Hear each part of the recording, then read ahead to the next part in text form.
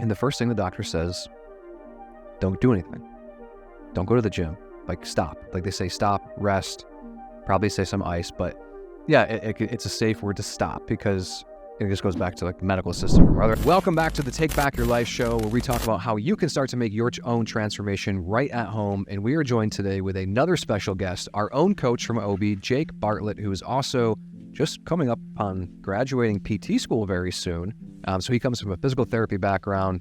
He's been a great asset to our team here as a coach, as a resident in-house therapist to a degree, with his physical therapy skills and all the knowledge he's getting, and just a great friend for everyone on the team. It's been a pleasure to have him, and we wanted him to share some of his wisdom with all of you about how you can be healthy and stay injury-free, starting your own transformation at home. So welcome to the show, Jake.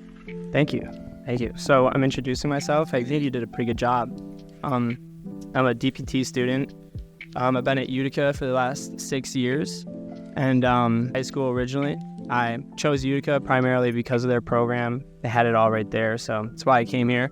Luckily, about my junior year, I believe, senior year of undergrad, I found OB training and decided to apply through the Health Studies Student Society on campus, and made that connection and went through the 12-week internship with OB. Yeah.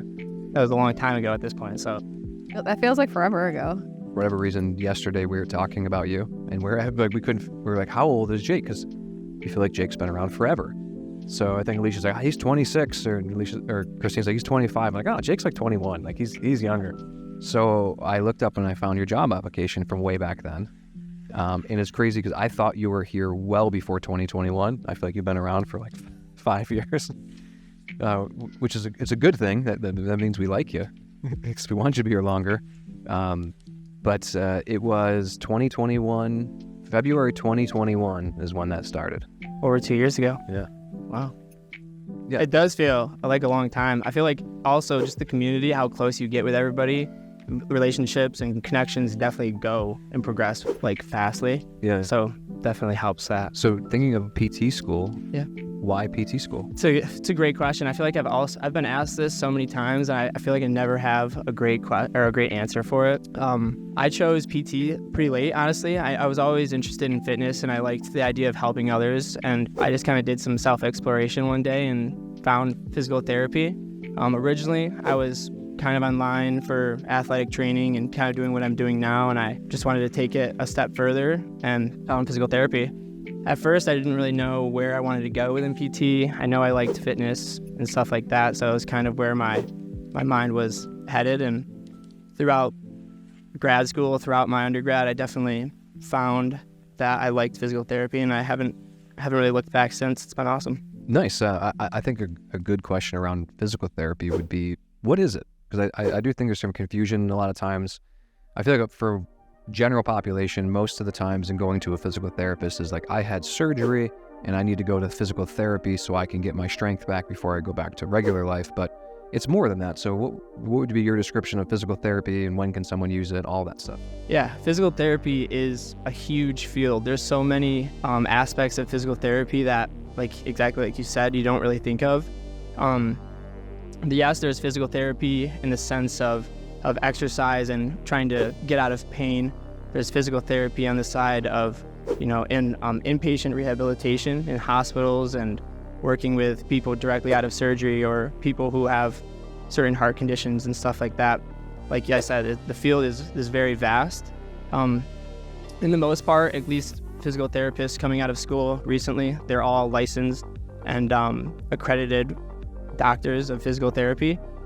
In the field, there still are practicing physical therapists that don't have a doctorate degree yet, but in general, we're all licensed and have some sort of specialty or focus within the healthcare team in a multidisciplinary approach on healthcare and overall patient care and quality of life. You want to specialize more with sports? Yeah, so actually I'm having the opportunity to get a taste for inpatient or in the hospital setting coming up in a couple months or in a month or so. But definitely my skill sets and my expertise, in my opinion, definitely favors the fitness side of the world and that outpatient setting in general, for sure. Orthopedics specifically. What do you think you can do in the sports world? Like, what is your goal? Like, where do you see yourself 10 years down the road with that? Sure. So I think one other unique thing about a physical therapist within the fitness world and in sports, outpatient rehabilitation, orthopedics in general, is you really kind of take that education to the next level, and we're true experts, I guess we'd say, at movement in general. So we can really take all of our knowledge of the human body and how it truly functions, not just on one level, not just on muscles and bones, but on a whole systemic level, to really truly understand how different exercises and different level of exercise, whether it's strength training or aerobic training, stuff like that, truly affects the body and can have an effect on the individual as a whole. Have you guys had physical therapy at all? Have you had to go to a physical therapist before? I just went because I was in an accident. Oh, yeah, I know. But I'll tell you, one session and I felt so much better. I had like whiplash and she just gave me some exercises and I was literally walking out feeling like, wow, it's like almost gone. It was incredible. Yeah. Yeah, I've talked about it on here before, and it does go along with what Ryan was just kind of saying. I had no idea what a physical therapist could do for anybody. When I used to think of a physical therapist, I would think of somebody who helped somebody after an injury. So about, a year or so ago, before I found Lauren, I said to her one day, I was like, listen, like I've had these pains in my neck and my shoulders. This is what's been going on. Do you think this is like something you could possibly help me with? And she's like, yes, like that's what I do. I was like, really? And it was like a light bulb moment of realizing exactly what physical therapists do and the types of people that they help. It's not just what I was thinking in my head. There's so many people. I definitely think there's a, not misconception, but I mean, I've talked to you about this. I think I had to go to PT once, but I wanted to go to PT school. I'm not sure I told you that, right? Yeah. After college. And then when I wanted, shocking, Christina didn't know what she wanted to do. I thought I wanted to go to PT school. I thought I wanted to do PA school. So I shadowed some PTs. I freaking hated it. And I think I told you that because it was cookie cutter, go put me in a corner. You didn't talk to me for 45 minutes. And that was at multiple places. I think I shadowed 3 places in Rochester. And that's why I didn't go to PT school, because it was such a turnoff. And that's why I'm pumped for you to go into the PT field, because I know you're going to help change that narrative. I want to one-up you. I got into PT school. Ooh. At UC, actually. Prior to being the program. Boo. I did get it. Thanks. But I didn't go. It's not for everybody. No, well, the reason I didn't go is exactly the same exact reason, is because it's my senior year in high school. I got injured in football and I had to go to PT. And I got to see what it was like being a physical therapist. And at that time, the sports world wasn't what it is today for physical therapy. So I wanted to be in like that. I wanted to go to physical therapy school to work with athletes. And especially in our local area, that didn't exist. And in general, it wasn't a big thing. So it was kind of like, oh, like, yeah, right. Like there wasn't even a lot of schools with strength and conditioning disciplines for exercise science back then. So yeah, I decided not to go because of that, because I was like, well, I don't really want to be stuck there helping older people fix their leg that's sore from their surgery and put them on a machine every day. So like Kim said, though, I didn't even know, that was like, now I'm interested in like pelvic floor physical therapy. Yeah, it's like awesome. Preventative stuff. It's awesome. I didn't know about it at the time. Like, who knows where that would have went, like if we actually went that route, and saw it through, because so much has changed in such a short period of time. Just to show how many, like you said, different avenues there are. Even like I always bring this specific example up. Like you can be a physical therapist working with singers just to like help their voice box get stronger and stuff like that. But back to you. You said a good thing that brought an idea to my head is you went to physical therapy for the first time because you had a car accident or you were in pain, which is common for most people. They don't think of receiving physical therapy services until they're at a point where they can't do what they want to do, or they're in pain, or they've had some sort of accident. But in my opinion, in reality, probably at this point, 75% of the population, including myself, could benefit from seeing a physical therapist in some capacity, whether it's to complement their exercise or their day job, working at a desk or being in a construction site on their feet all day. There's so many valid reasons for you to seek somebody who knows how they can make you feel better. Yeah, and physically. I had an injury. I had probably, well, maybe it's work related. I should look into that. But a lot of me being Workers' comp. It's just gonna fill out on the computer, and it's just by like everyday tension, doing things, picking things up. It was all this tension that I had built up into my neck and my muscles and my shoulders that was putting me in pain. So I never would have thought to go to a physical therapist to seek out. Coaches setting up for clients all day. I think was it Tuesday or was it Wednesday?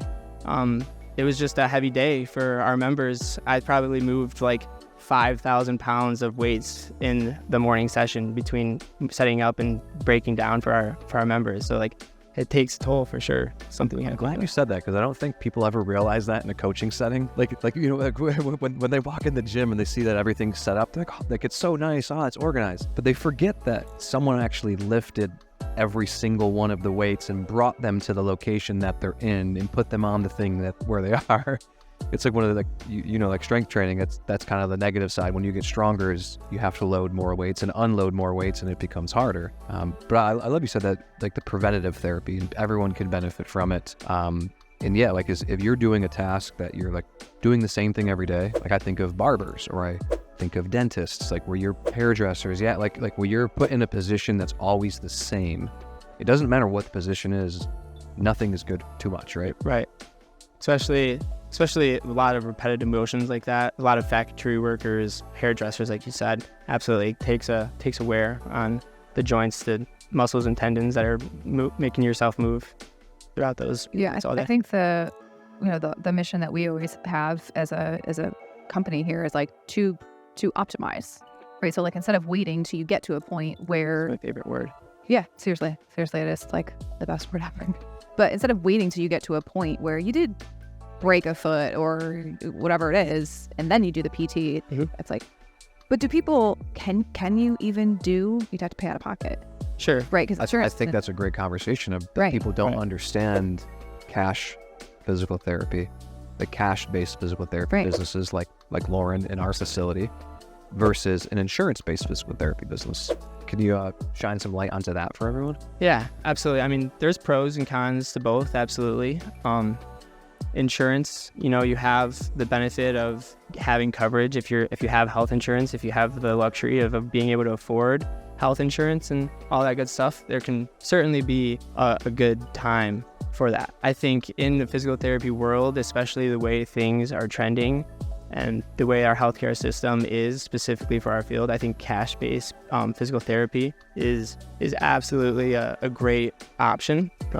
We talked about this in the last episode with the medical system. It's not, because it's not the physical therapist's fault. Sure. It's the system's fault, and that's why the insurance-based practices have issues, is because there's so many people and they just can't help everyone. Right. I mean, ultimately, at the end of the day, the insurance company gets to decide what they pay for and what they're not going to pay for. And with that, in turn, at the end of the day, whoever is treating you under insurance has to, or most likely will have to, satisfy those insurance companies. And, not always is this the case. And I like to think that it's not always the case, but over time, surely I got to imagine that's got to affect treatment quality, the decisions that the physical therapist is making in certain settings with certain patients. I think if you don't have those influences on the quality of treatment and your decisions, I think you can put a true decision to what is going to be best for that patient without the thought or the repercussions of not getting paid what you think you should be paid. Yeah, and I also, and it's not good. It's not good for either party, because even the physical therapist, they don't actually, they get, what's the percentage that they get out of a service? I probably couldn't tell you that number off the top of my head, but it's much lower than what people think. Sure. Yeah, probably. I would agree. People assume a doctor of physical therapy, if you're working with an insurance-based practice, people are, oh, you're making all this money because you're, honestly, the insurance companies takes a lot back, and you have time delays to when they get paid out, and all these negative things that happen for both parties, and it ends up being messy, which is where cash-based has become more I wouldn't say more popular, but it's grown in the last few years. Yeah, I think it gives physical therapists an opportunity to show what they're truly capable of as well. Exactly. I think with physical therapy, it's just like any other skill or profession out there. There's people who can do really good at their job, and there's people who unfortunately aren't as good at their job. And that's just the reality of the world. So it gives physical therapists out there that are really good at their job and do really want to put all of their effort into their patients the opportunity to do that. Yeah. So like if you're watching and you have something that you would like to have a physical therapist look at, you don't necessarily need to go to a doctor and get a referral and all of those steps.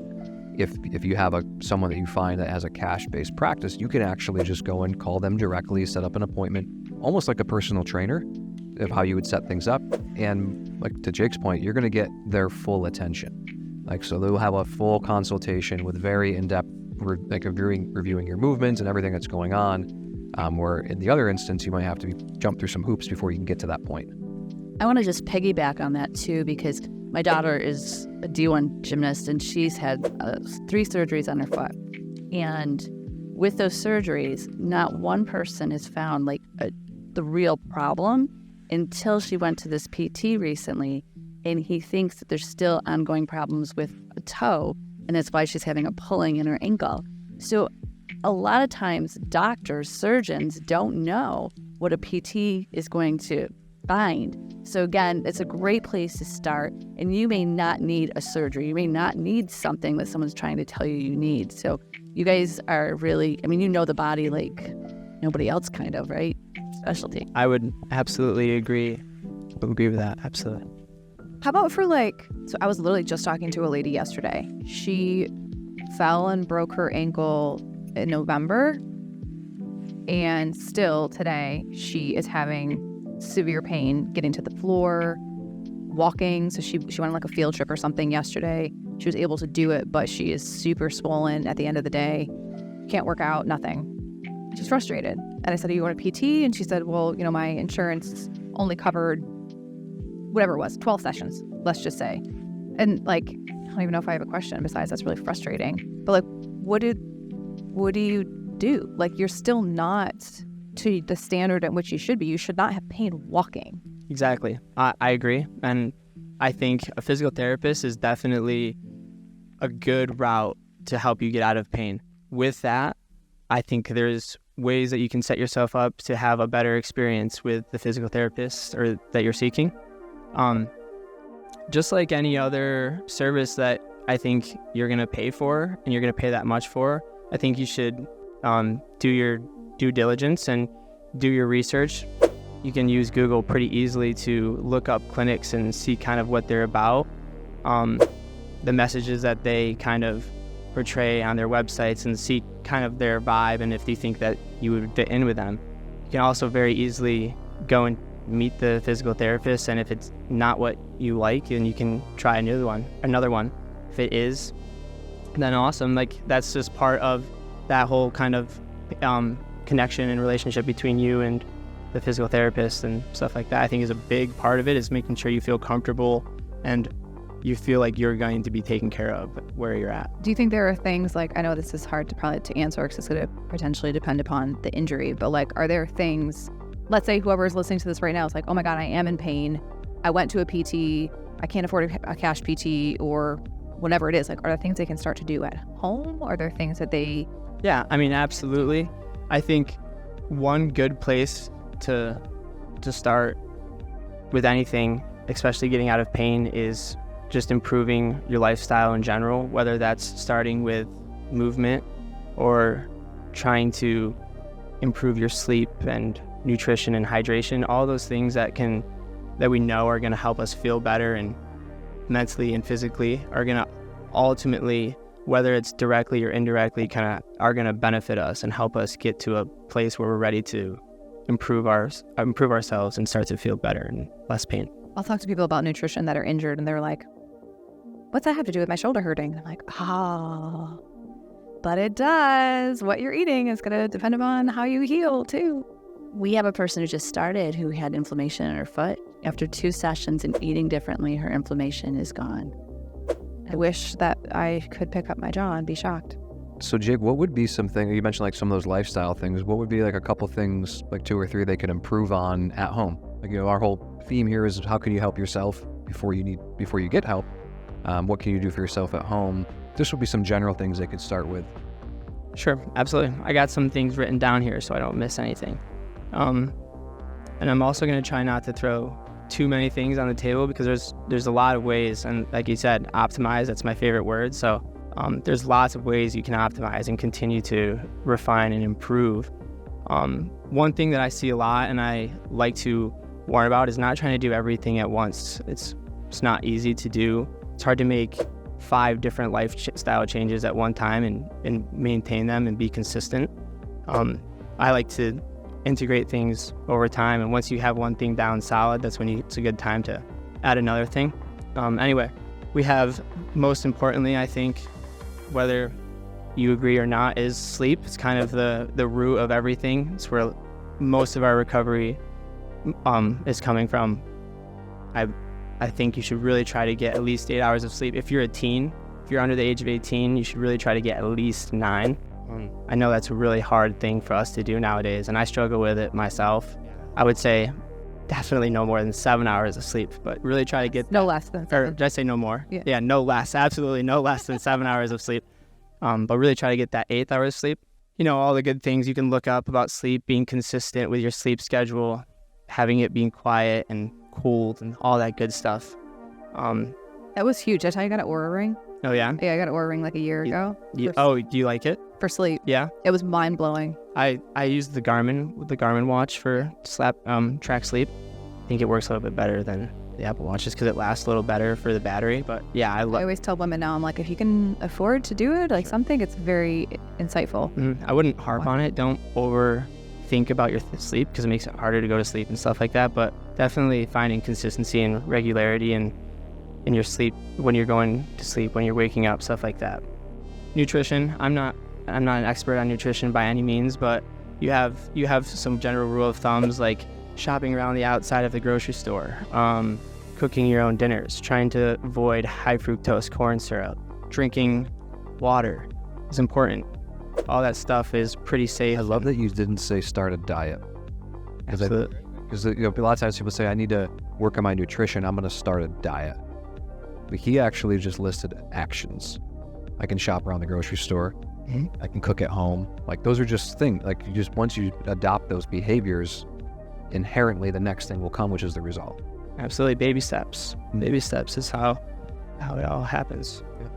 And then obviously movement, exercise. Easiest way is to make it enjoyable and make it fun. You don't have to run marathons. You don't have to do crazy exercises. Walking is huge.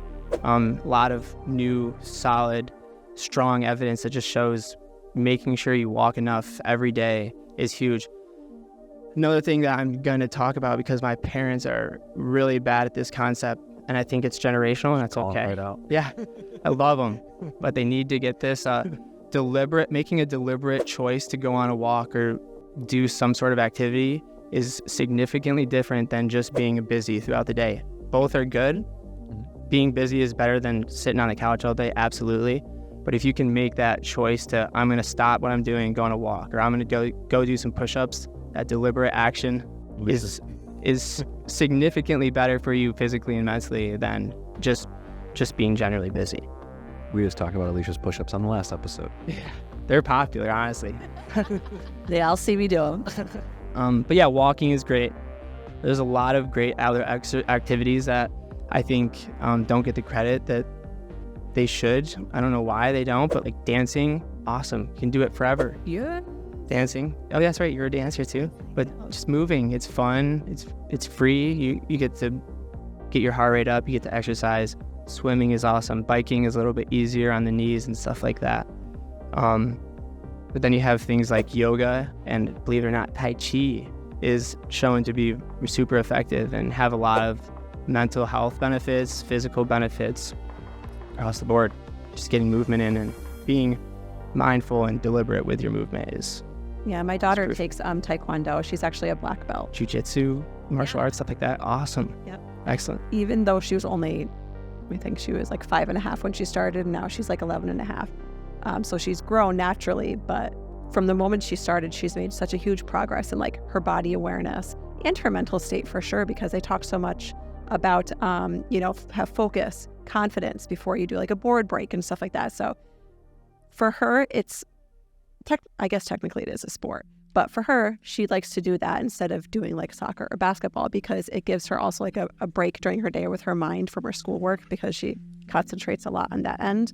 And it's just made huge. She's just doing amazing, and it's made such a positive impact in her life.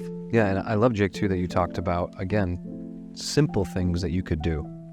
Like out of one of those things that he listed, pretty much everyone could do one of them, like something. You know, and it doesn't happen. None of them are super strenuous. They're not necessarily very uncomfortable. You just gotta make the time to go and do it. Like you said, make it intentional that you're gonna go for a walk. Yeah, and I mean, just speaking from experience, there was a time through my education where I finally came to all this information. You know, I was just, everything was interesting. I could apply it to what I was practicing with members here and myself and to my future, everything like that. So all of a sudden I had all these ways that I could optimize and improve myself. And I had the same struggle, like trying to do too much at once. And it's very challenging. And I found that if you just put a little bit of structure and just taking it baby steps and reminding yourself that you're not really going to see that change tomorrow, but it's in 5 years from now when you really see those major improvements in who you are and how you operate. What's the saying? It's like you can't, like Rome wasn't built in a day, but they laid bricks every day. But a brick was laid every day. If you continue laying a brick every day, eventually you get something that's great. That's what I love, using the analogy that Alex Hormozy uses. I mean, he was talking about it in a business sense, but he always says, like, make decisions pretending that you're 80 years old. So, like, put on these glasses of, hey, I'm currently 80. What decisions will I make now? And I always thought that was a cool way in the health sense of, like, when you're 80, what do you want your life to look like? Do you want to be in a nursing home, bound to a wheelchair and having someone spoon feed you?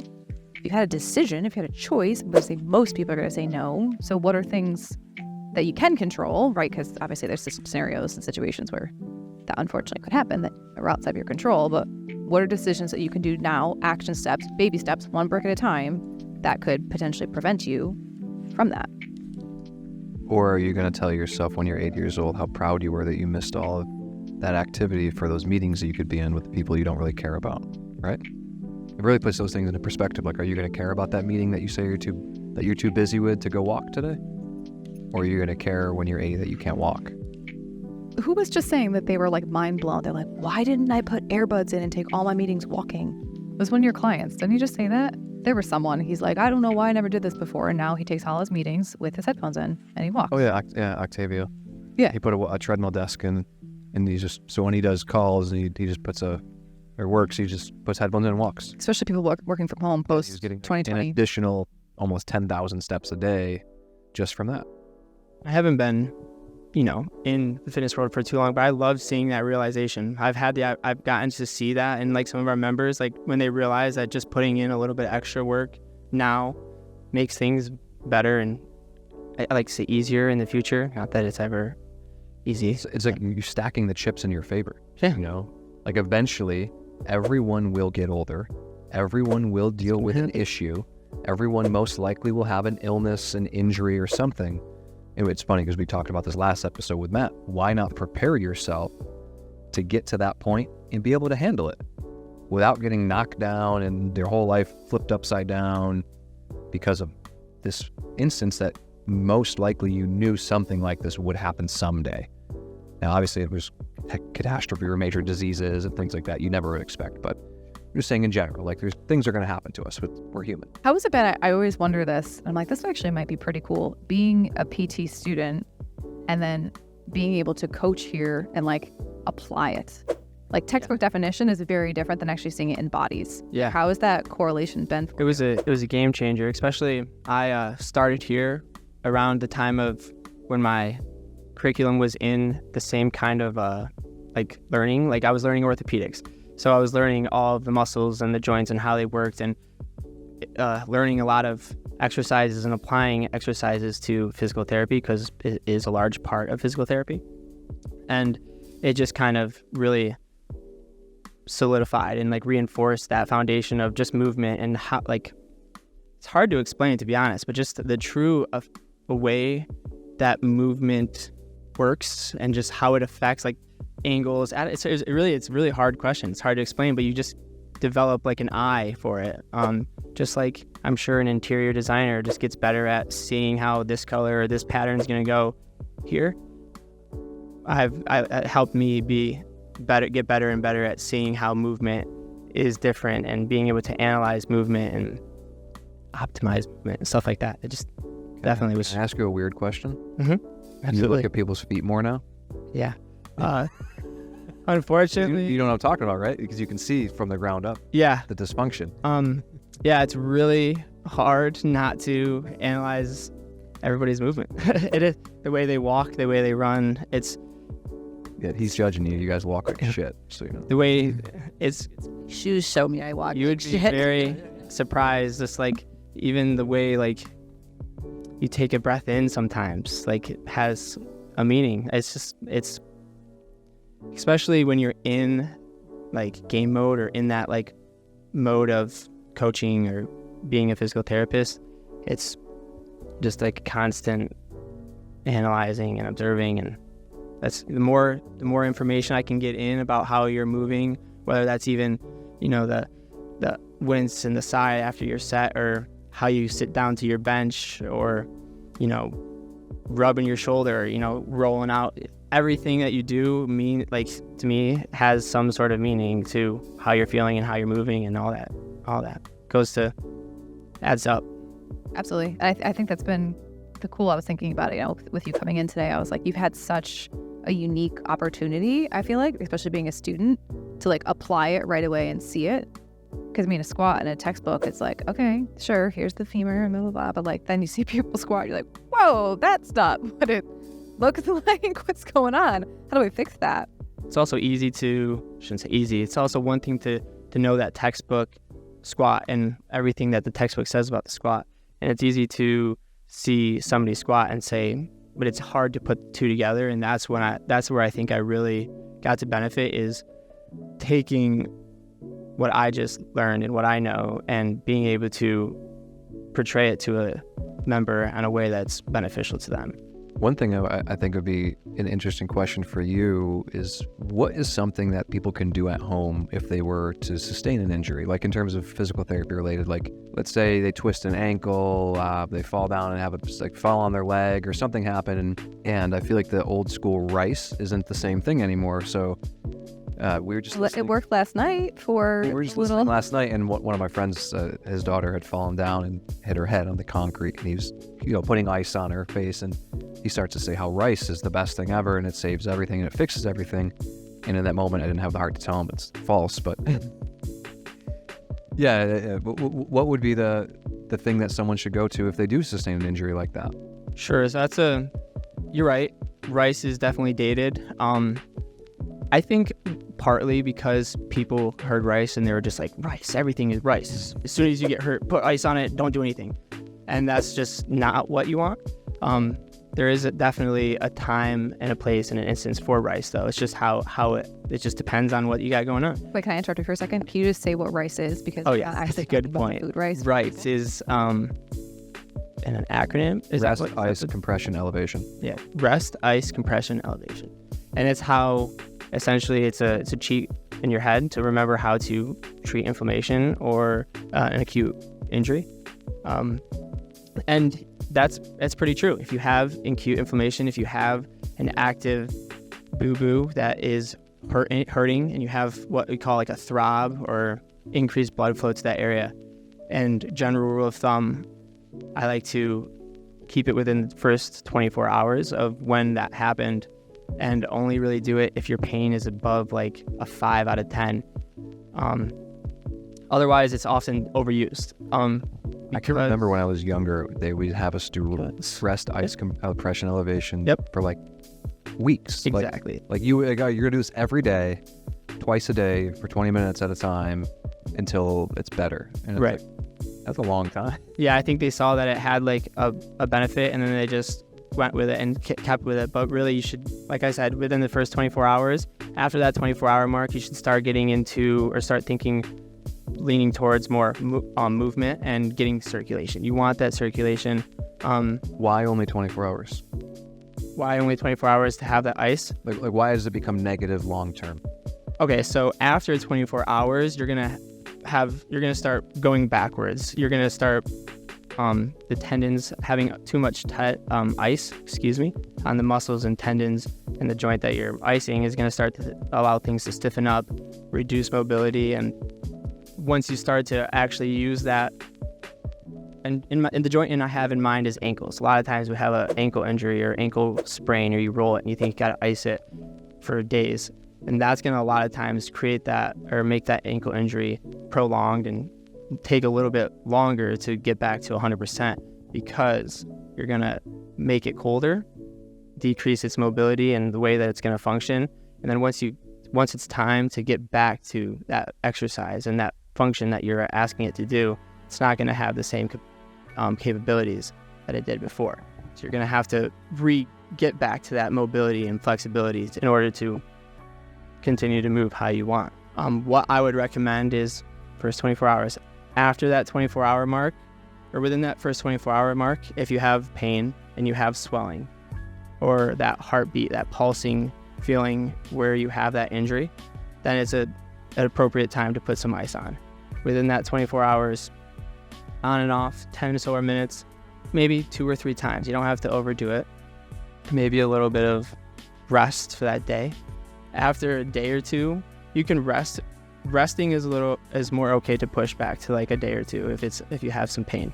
After that 24-hour mark, no more ice. We want to introduce some motion, some mobility, gentle, like back to that foot I have in mind, the ankle, just moving it up and down, pulling your toes up and pulling it down, making ankle circles and walking, getting motion through the joint and bringing blood flow to the area.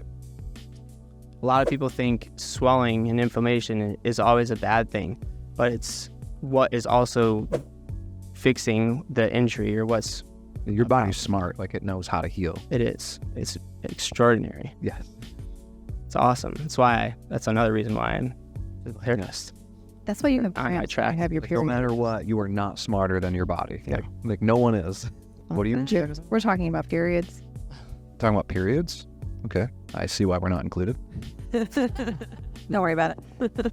But yeah, so to finish that long thought, if you injure yourself, sit. I'm back to the ankle because that's just where my brain is stuck. But if you roll your ankle, sprain your ankle, you feel like it's swollen, it's inflamed. First day within that 12 to 24 hours after a little ice and rest is okay. Within that next 48 hours, we're trying to get back to as much comfortable activity as we can. We don't want to let it sit unmobile for periods of time. It's going to have that same effect. It's going to tighten up and it's going to be less comfortable getting back to what we have to do. Exercise is great because you can introduce exercises on a scale of very gentle all the way up into the point that it's getting you ready to whatever activity you need. And that's ultimately the best way, getting as much of your body's natural response to heal that tissue is... And I like how quickly do it. you moved into movement.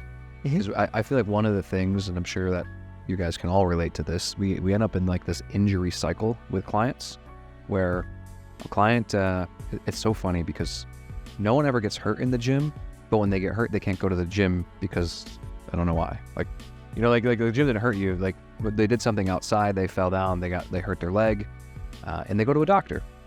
And the first thing the doctor says, don't do anything. Don't go to the gym. Like stop. Like they say stop, rest, probably say some ice, but yeah, it's a safe word to stop because it just goes back to like the medical system from our other episode. Like they don't have enough time to actually address everything going on. But the thing that happens for this cycle is you get injured, you go to a doctor says stop. You stop. You wait, you feel better. But to Jake's point, you haven't moved. You're really tight, you're really stiff. Your body probably hasn't gotten the full healing process because you haven't moved. And then you return to activity and what happens? You now get hurt in the activity. But what you do, and we see this in the psyche, you blame the activity on why you got hurt for everything. And all of a sudden you're like, the gym, oh, like we get this something. I can't squat because of my knees. Or like, the gym, I can't go to the gym because of my back. But the gym had nothing, like exercise or movement had no way in shape or form injured you.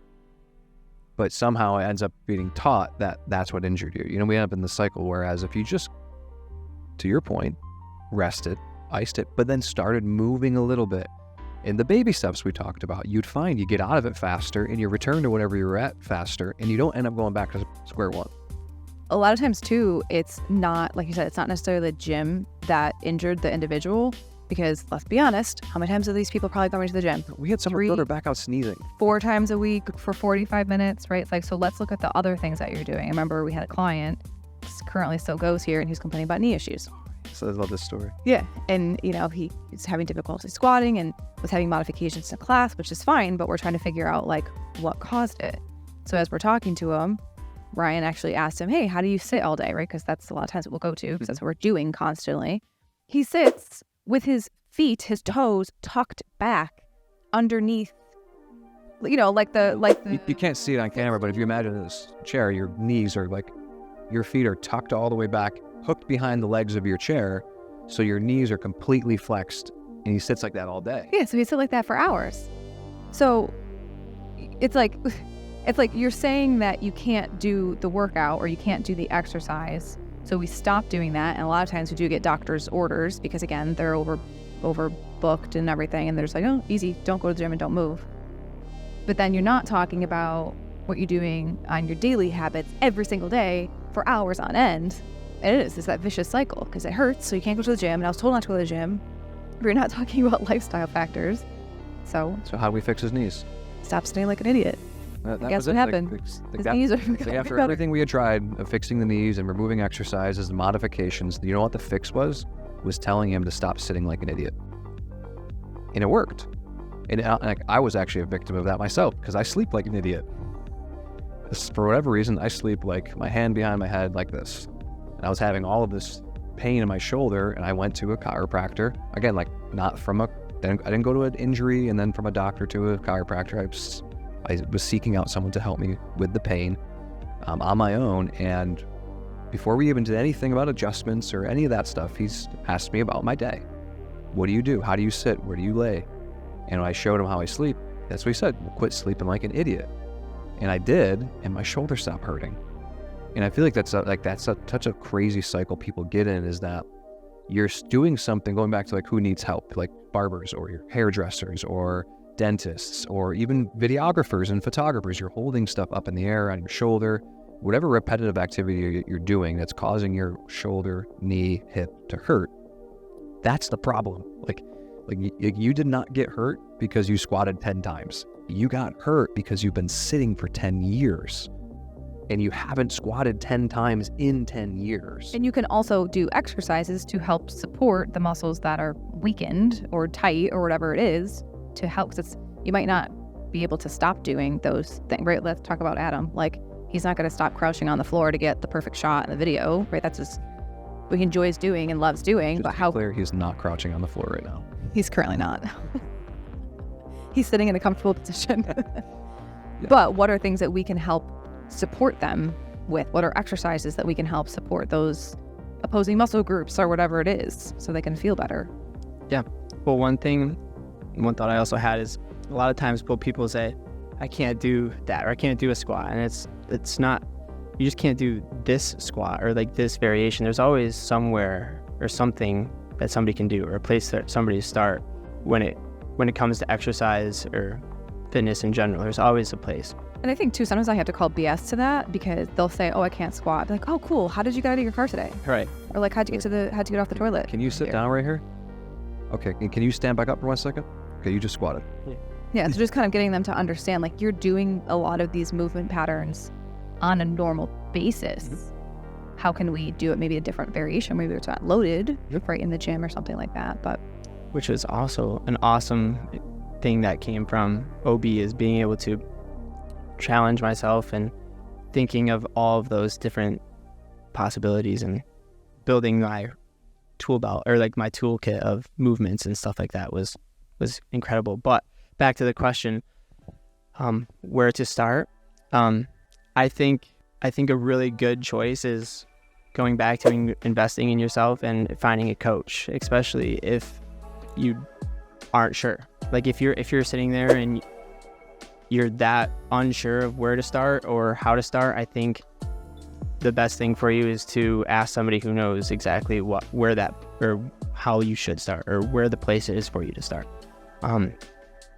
And it all kind of comes full circle to, putting yourself first and investing in yourself, whether that's buying better quality foods and getting that extra hour of sleep, or paying a little bit more for somebody who knows what they're talking about, whether that's a fitness coach or in physical therapy.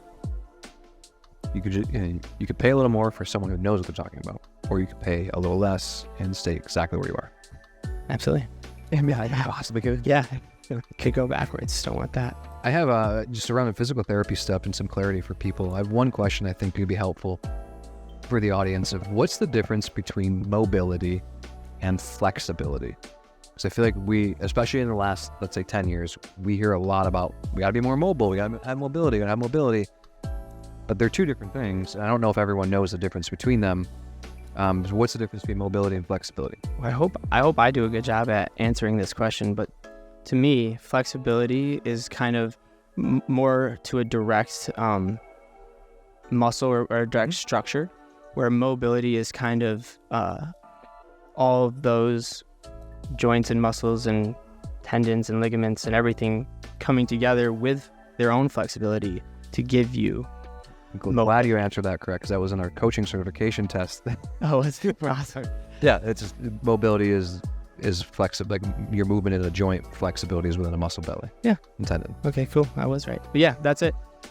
I've never had to actually put that answer to a question. Well, it almost seems, except for probably in your world, it's just common. Like you just, like everyone knows the difference between that, so you've never had to talk about it. It's just kind of ingrained, and it's just another vocabulary word.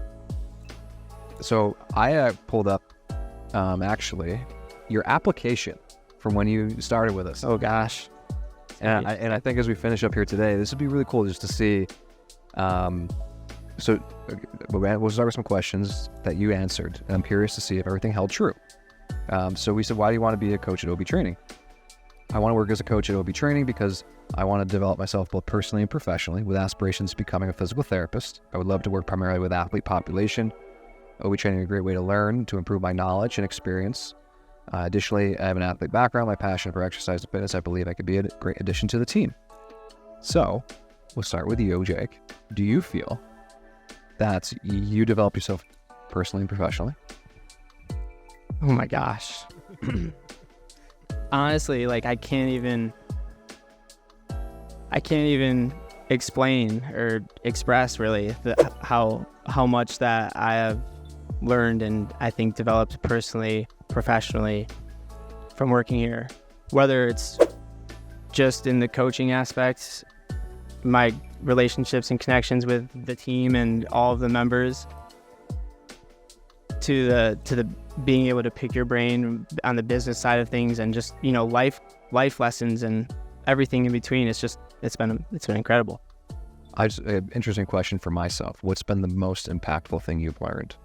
The biggest lesson you learned? What's been something that's just really stuck with you, whether it's a personal thing or coaching thing? I would say just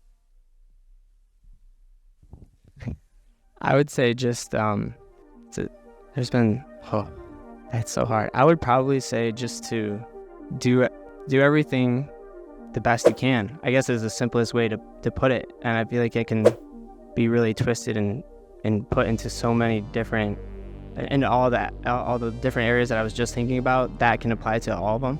And it's just being true and truly giving it all you got to whoever you're working with, whatever you're working with. Just if you can always be of value and try to help the next person and just be of value and just do your best to bring value to whatever that you're working with. And I think that goes so far and just can transcend into every aspect of what you're doing, whether that's relationships or just physically, mentally. I feel like if you try your best at what you're doing, it pays off. I agree. Do you guys think that Jake has been a great addition to the team? Your ears been ringing lately? They've been talking about you a lot. We have been.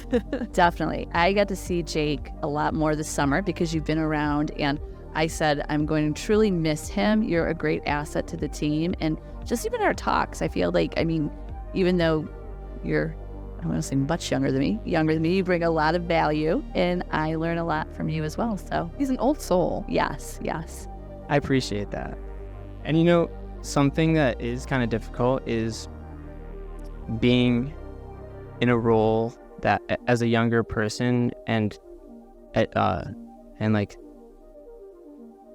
telling people what to do, or like teaching people, I guess, to an extent. Like when I interact with members or whoever I'm interacting with, there's often times where they're taking something away from it or learning something, which was definitely weird at first. It's something to learning curve for sure.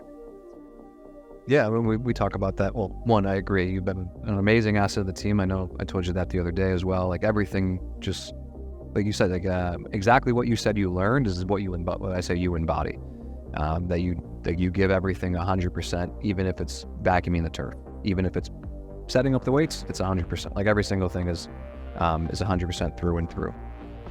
And now I forgot the other thing I was going to say. I forgot what I was going to say, though. We talked about him being an old soul. I think one of the last thing you said about teaching people something and taking that authority, that is one of the hardest things, I think, for a new coach to do, especially when we have someone make the transition from a true intern coming from the physical therapy school or from exercise science program into a coach with us, is at a young age being able to take control of a room and you're like tell people what to do. Like that's essentially what you're doing. And I know you've probably heard me say this, but we talk about this in coaching. We don't ask, we tell, because that's what someone's here for. They're not here for us to ask them what they want to do today, or, hey, can you do this for me? Hey, could you, no, we're here to tell you how to become the best version of yourself using our skills, tool sets, knowledge, so on and so forth. And I think that that's something you've stepped into better than a lot of people that we've had make that transition over the years. So kudos to you, man, because that's a tough one to do. Appreciate it. Lots of good coaches, lots of good role models. Yeah, I came in for sure. So as we finish up here today, we got just quick questions to ask. It's supposed to be 5. I only have 4, so I'll let you guys come up with your own random question that could plug in for Jake.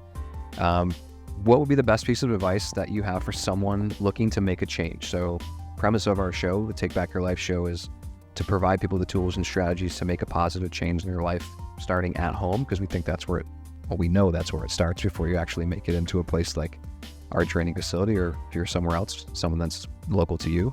What would you say is the number one thing? Don't do it alone. Find a friend, find a team, community. Community is better. Support. More than that, the more, the merrier.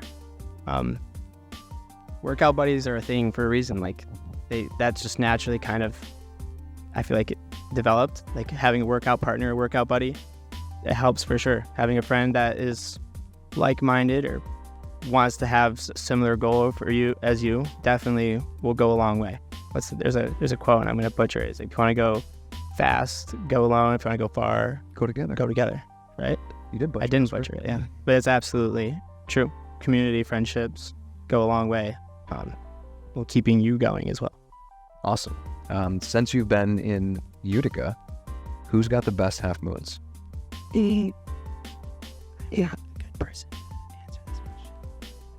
I'm not a half moon guy. Have you had a half moon? Yeah, absolutely. Which Been here for 6 years. I would say Duh. like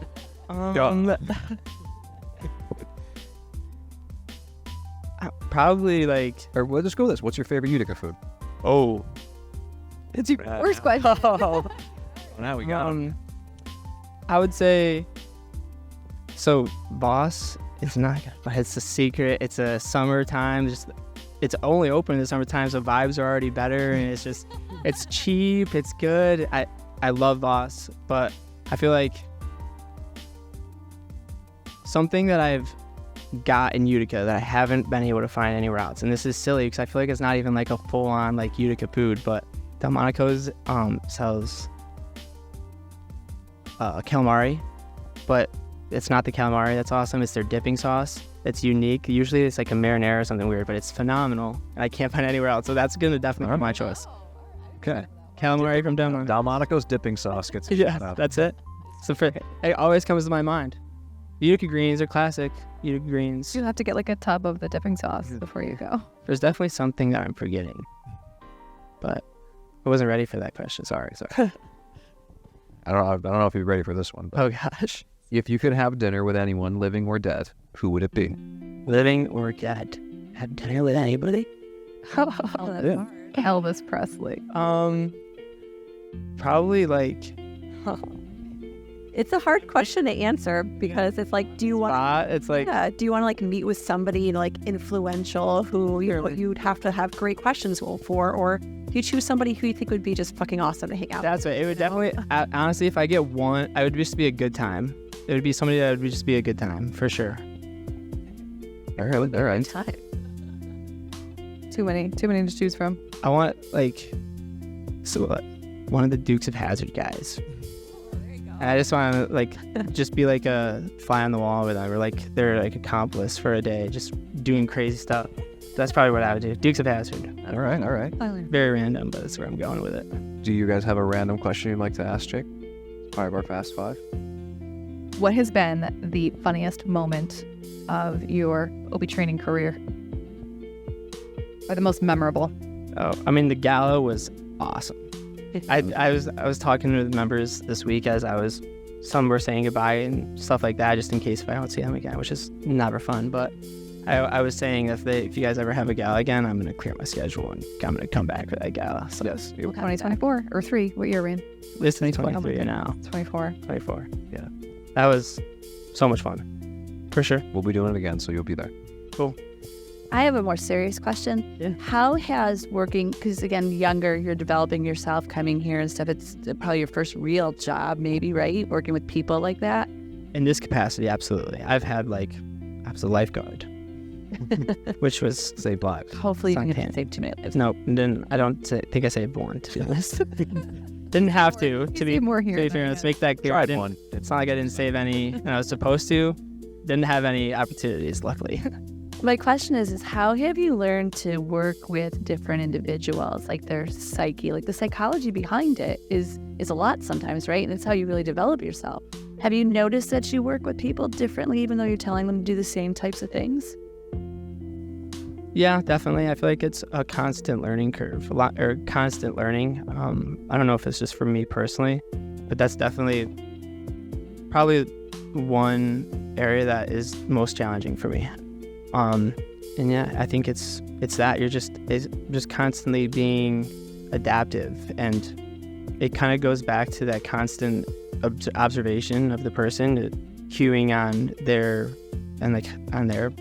psyche, whether they're liking something or whether they think that it's their confidence with it. You can definitely pick up on that, especially when you see clear confidence and you can see not so confident. It definitely becomes easier to kind of get a feel for comfortability with movements and just exercise in general, or whatever the case may be. But definitely is a constant learning for me and getting better at it, or at least I try to. Yeah, those things will take you far. That's a big piece. You can know the whole human body, but if you can't understand how to work with it. I think a lot of it just also, if you're ever are unsure, just kind of resorting back to communication. And I think it's always safer to be as honest and as clear and transparent as you can be than not. If you're just communicating and if you can just lay it on the table and you can show some sort of vulnerability or humility, that goes a long way, especially with people who are in a situation that they don't want to be in. Absolutely.